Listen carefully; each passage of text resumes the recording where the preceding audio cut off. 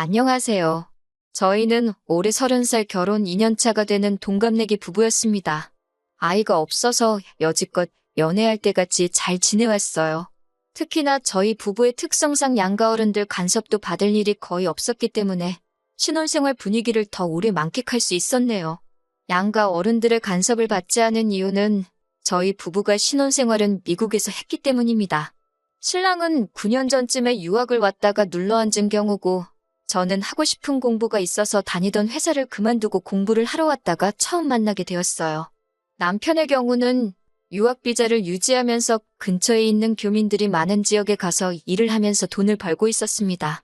저랑 처음 만난 것도 제가 공부만 하다가 한국이 그리워서 찾아간 한인타운에서 처음 인연을 쌓아가게 되었고요. 아무튼 그렇게 서로 인연이 닿아서 1년여간의 만남을 이어오다가 둘 사이에 결혼 이야기마저 오가게 되었습니다.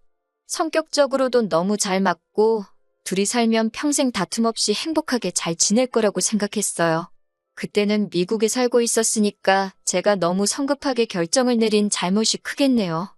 신랑이 미국 대학교를 졸업하지는 않았지만 직장이 있었고 돈도 잘 벌고 있는 데다가 심지어 그 직장에서 남편의 영주권까지 도와준다고 했고 저도 미국에서 공부를 하면서 이민 생각을 안 했던 게 아니기 때문에 결혼에 대해서도 굉장히 긍정적이었습니다. 저도 학업이 끝난 상황이 아니었고 남편도 직장 때문에 자리를 오래 비울 수가 없는 상황인지라 결혼식은 간소하게 치러졌어요. 2주일 일정으로 한국으로 돌아와서 양가 상견례부터 결혼식까지 다 끝내버리고 왔으니 그 일정이 엄청나게 빠듯하고 정신없었습니다. 처음 뵌 남편의 부모님은 그냥 인상 좋으신 평범한 분들이라는 첫 인상이었습니다. 신랑이 미국 생활을 하면서 한국을 한 번도 들어갔던 적이 없어서 부모님과는 7년 만에 처음으로 재회를 한 상황이었지요. 그래서 어머님이 아들 하시면서 옆에 꼭 붙어있는 게 어찌 보면 당연하다고 생각했습니다. 아들을 향한 집착이 그 정도로 심하신 분이라고는 생각도 못했어요. 신랑도 당연히 오랜만에 뵙는 어머니이다 보니 애틋해서 그런 건 줄 알았죠. 7년이라는 시간을 떨어져 살았으니 저도 사실 남편이 어머니를 그렇게 애틋하게 생각하는 사람일 거라고는 생각도 못했어요. 더군다나 2주밖에 안 되는 짧은 기간 동안 그 모든 걸 판단할 수 없는 상황이었습니다. 결혼식을 마치고 저희가 정식으로 부부가 된 뒤 미국으로 다시 출발하는 공항에서 시어머니께서 남편한테 엄마가 차라리 아들 따라서 미국에서 같이 살까 물어보시는 게 그냥 하시는 말인 줄로만 알았어요. 남편도 엄마가 와서 살면 결혼도 안 했지 하면서 받아치는데 그냥 농담으로만 생각했고요. 그래서 저도 별로 심각하게 받아들이지 않고 어머님께 꼭 한번 놀러 오셔서 저희가 어떻게 하고 사는지 구경도 하시고 그러시라고 말을 했습니다. 남편이 출국 수속을 밟고 들어가는데 정말 눈물을 펑펑 흘리면서 울길래 오랜만에 본 가족하고 얼마 시간도 못 보내고 다시 멀어지니 얼마나 아쉬우면 저럴까 싶어서 저도 괜히 가슴이 뭉클했어요. 비행기에서 남편이 저한테 조금 섭섭하다고 하더라고요. 어떻게 어머니한테 같이 살자는 말을 하고 있는데 옆에 껴들어서 딱 잘라서 놀러 오시라고 할 수 있냐고요. 저는 그 말도 심각하게 받아들이지 않고 가족들이 보고 싶어서 저러는가 보다 했어요. 그런데 계속 옆에서 그 말을 꼬투리 잡아서 궁시렁거리고 있으니 남편이 안쓰럽게 보이는 것도 잠시고 점점 짜증이 나더라고요. 그래서 나도 공부하러 온 뒤로 너만큼은 아니지만 부모님 오랜만에 만나 뵙고 온 거라고 너만 부모님 있는 것도 아니고 너만 부모님 보고 싶은 것도 아닌데 작작하라고 한마디 했습니다. 제가 너무 심하게 하기는 했지만 그래도 이제 저와 결혼을 해서 한 집안의 가장이 되었는데 제가 앞으로 평생을 의지해야 할 남편의 모습이 너무 약해 보이는 것도 싫어서 그랬어요. 그래도 제가 강하게 나온 게 효과가 있었는지 그 후에는 남편이 딱히 아무 말도 안 하더라고요. 차라리 진작에 그때 마마보이인 걸 알렸더라면 혼인신고를 하지 않고 두고 봤을 텐데 하는 후회도 듭니다. 아무튼 저희는 그렇게 미국으로 돌아왔고 신혼생활을 시작했어요. 미국에서의 결혼 생활은 나쁘지 않았습니다.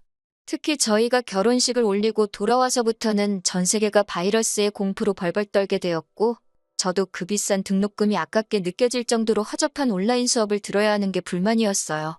불행 중 다행인 건 신랑이 거기서 벌이가 나쁜 편은 아니었습니다.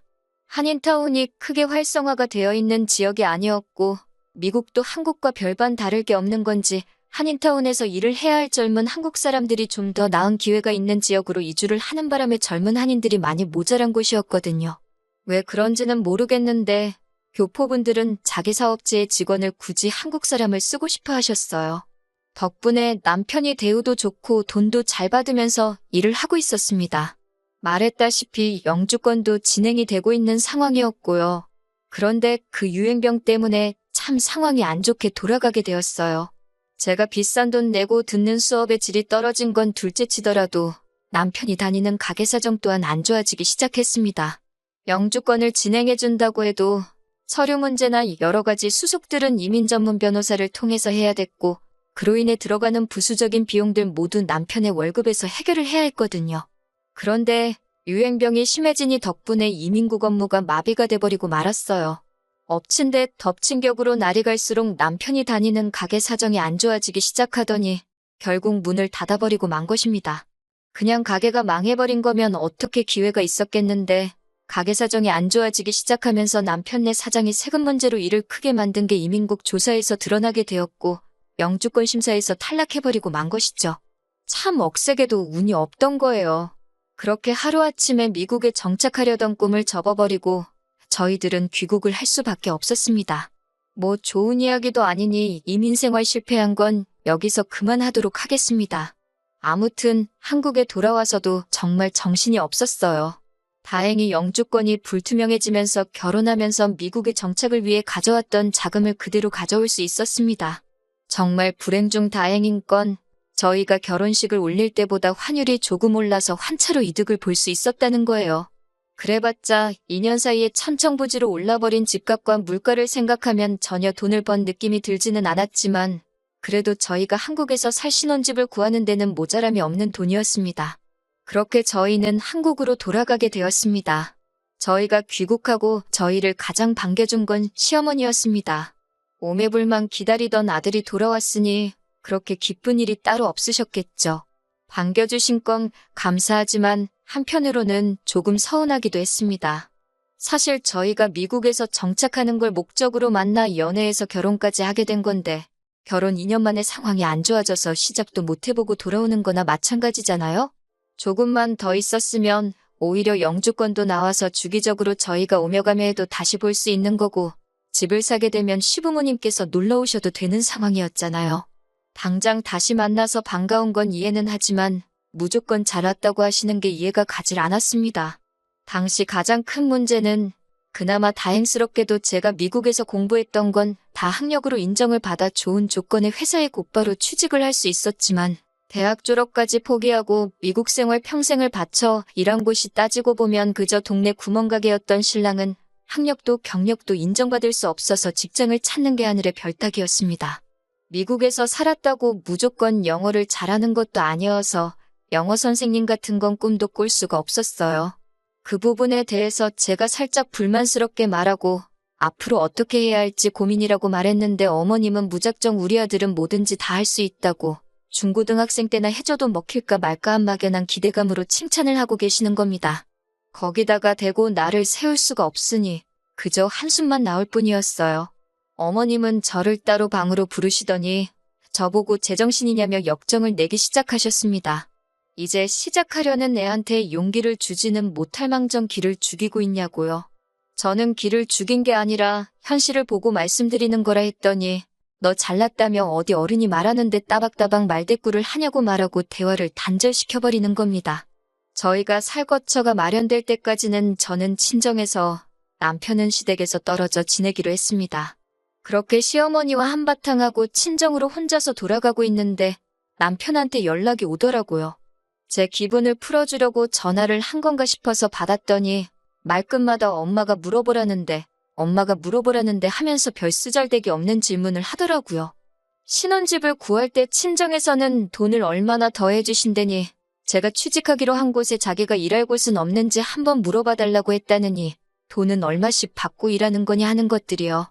이렇게 마마보이인지도 몰랐는데 물어보는 질문의 수준만 봐도 한숨이 나와서 그걸 네가 알아서 뭐 할 거냐고 말하고 전화를 끊어버렸습니다.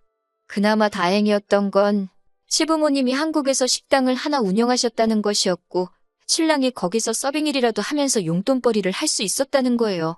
돈은 얼마 되지 않겠지만 그래도 아무것도 안 하는 것보다야 괜찮겠다 생각했습니다. 그런데 문제가 터져버린 거예요. 미국도 그랬지만 한국도 그 시국에 자영업자들이 많이 피해를 봤다는 건 저도 익히 듣고 봐와서 알고 있습니다. 시부모님의 가게도 당연히 같은 상황이었겠지요. 그래도 요즘은 많이 완화되었고 뉴스에서 보니까 오히려 서비스직의 일자리는 많은데 일하려는 사람이 없다고 총체적인 구인난이라는 소식까지 들었는데요. 차라리 시부모님이 하는 가게가 아니라 생판 모르는 사람이 하는 데서 일을 했으면 괜찮았을 텐데 말입니다. 남편이 시부모님 가게에 일을 나가기 시작한 지도 2달이 다 되어 가는데 남편이 돈 한 푼 가져온 적이 없었어요. 다른 사람도 아니고 아들인데 설마 돈을 떼먹으시려나 싶어서 아무 말도 안 하고 있었습니다.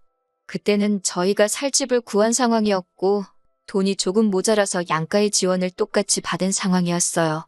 그런데 차가 없으니 너무 불편하더라고요.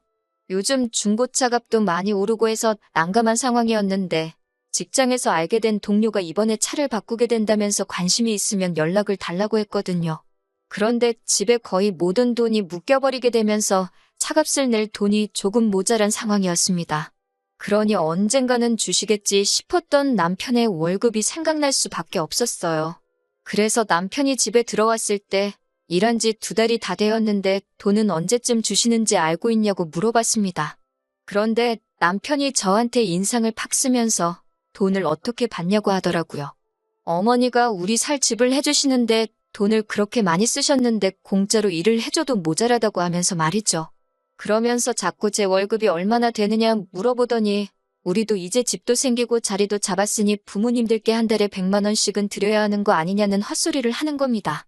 제 월급이 얼마인지 말 안 해준 게 천만다행이라는 생각도 들고 이 인간이 지금 제정신이 아니라서 뭐가 똥이고 뭐가 된장인지 구분도 못하고 있는 건가 하는 생각이 들었어요.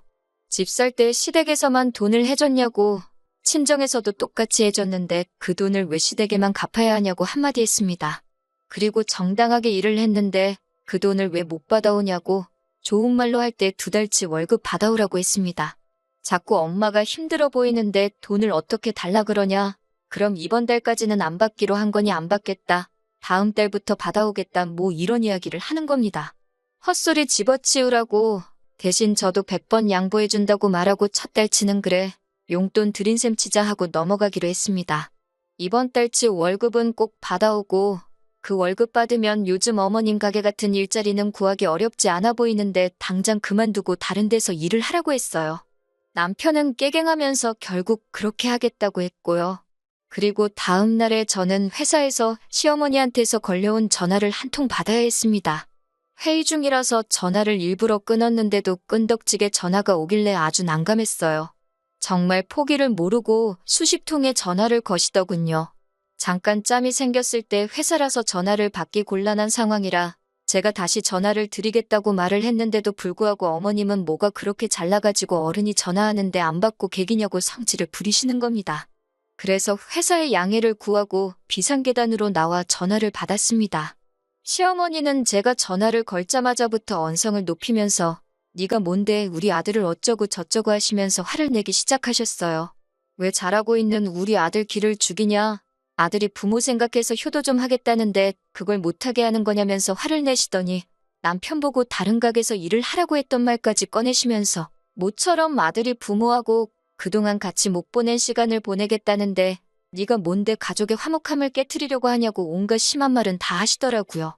듣다가 저도 더 이상 참을 수가 없어서 전화를 그냥 끊어버리고 눈치는 보였지만 그 길로 회사에 조퇴 신청을 해서 어머님 가게로 쫓아갔습니다.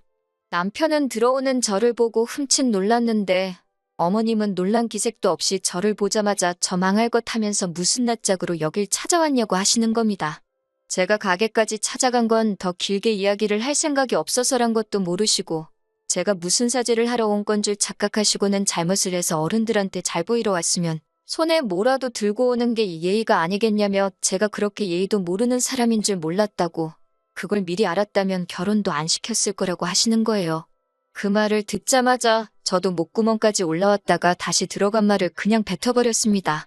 제가 여기 사과하러 온 줄 아셨냐고 어머님이 아들을 아직 더 품어있고 싶어하는 것처럼 보여서 그 소원 들어드리러 온 거라고 말하고 이혼하겠다고 당당하게 한마디 했습니다. 아들 그렇게 계속 품고 살라고 말이죠. 미국에서 정착하려는 모습에 자립심이 강한 사람인 줄 알고 결혼을 했는데 아직도 엄마 품을 못 떠나는 햇병아리라면 그냥 엄마 품에서 계속 살게 해주는 게 서로를 위해서 좋겠다고요. 신혼집에 들어간 돈은 양가에서 똑같이 들어갔지만 어머님이 아드님 월급 한 달치 떼먹은 만큼 저한테 더 지분이 있는 거라고, 그러니 들어간 돈만큼 돌려드릴 테니 집은 제가 갖겠다고 했어요. 어머님이 집을 왜 네가 갖냐고 또 노발대발 하시길래 어떻게 하든 상관없다고, 그럼 집값의 반을 이달 내로 저한테 보내라고 했습니다. 어차피 시부모님도 집 해준다고 대출을 더 받으신 걸로 알고 있고 직장도 없는 남편한테 그만한 대출이 나올 리가 없거든요. 남편 쪽에서 집값의 반을 줄 수 있는 능력이 안 되는 걸 알고 한 말이었습니다. 현실을 좀 봤으면 해서 일부러 그렇게 말한 거예요. 당연히 그 돈을 못 만든다는 계산이 섰는지 시어머니가 쩔쩔매기 시작하더니 다시 언성을 높이면서 그깟 집은 네가 가져가라고 또 말을 바꾸는 겁니다. 시어머니한테 능력도 안 되는 아들 어떻게든 잘 살아보려고 노력하는 며느리를 이렇게 놓치게 된 거 평생 후회할 거라고 한마디 해줬습니다. 제가 지금 받는 월급이 얼마고 저 혼자 얼마나 잘 살 수 있고 그런 이야기는 하지도 않았어요. 시어머니는 노발대발하며 저거 말하는 꼴 좀 보라며 성질을 내셨고 남편은 옆에서 구경만 하면서 어쩔 줄 몰라 하더라고요. 그 모습을 보니 차라리 더 시간 끌 필요 없이 빠르게 이혼을 결정한 게 잘한 생각이라는 확신이 들었네요. 그 길로 저는 집으로 가서 남편 짐을 집에서 다 빼버렸습니다. 저녁에 돌아온 남편은 집에 들어와서도 아무 말도 없이 제가 빼놓은 짐을 보고 눈치만 보고 있더라고요. 정말 이혼을 결심한 게 100번 잘했다는 생각이 듭니다. 뭘 멀뚱히 보고만 있냐고, 그 짐 들고 니네 엄마 품으로 썩 꺼지라고 하니 말 한마디도 못하고 집으로 짐을 가지고 갔어요. 그렇게 남편을 엄마 품에 반품한 지 일주일도 안 돼서의 일입니다. 또 회의 중인데 전화가 한 통 오더라고요. 시어머니였습니다. 전화를 일부러 끊어버리니 저번과는 다르게 또 전화를 걸지 않았어요. 회의가 끝나고 무슨 일로 전화하신 거냐 다시 전화를 드렸더니 세상 나긋나긋한 목소리로 전화를 받으시더군요. 뭐하니? 많이 바쁘니 하면서 제 눈치까지 보시면서 말이에요.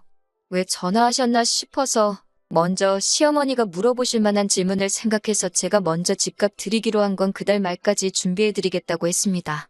그 돈 받고 나서 이혼 서류에 도장 찍으면 되겠다고 말씀드렸더니 그 말 하려고 전화한 게 아니랍니다.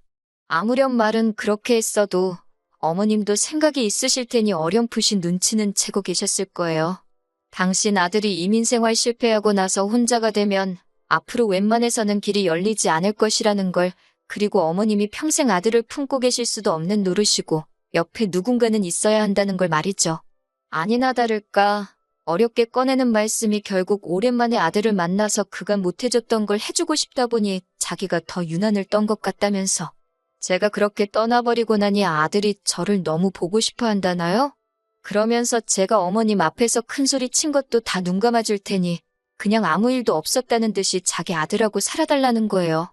결국 끝까지 잘못했다는 말은 하지 않고 또 제가 큰소리를 쳤네, 그렇게 뒤도 안 돌아보고 가버렸네 하면서 무조건 제 잘못이고 그걸 다 용서해줄 테니 돌아오라는 식으로 말하시더라고요.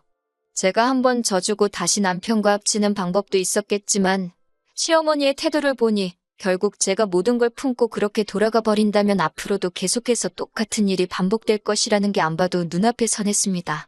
그런 스트레스를 받으면서까지 이어가야 할 결혼 생활이 아니라고 생각이 들어서 아드님도 어머님 곁을 떠나고 싶어 하는 것 같지 않고 어머님도 남편 말에 순종하고 어머님 말에 복종하는 며느리를 보실 자격이 있으시니 저 말고 다른 사람을 찾아보는 게 좋겠다 말씀드리고 앞으로 전화는 되도록이면 변호사를 통해서 해주셨으면 좋겠다 말씀드리고 전화를 끊어버렸습니다.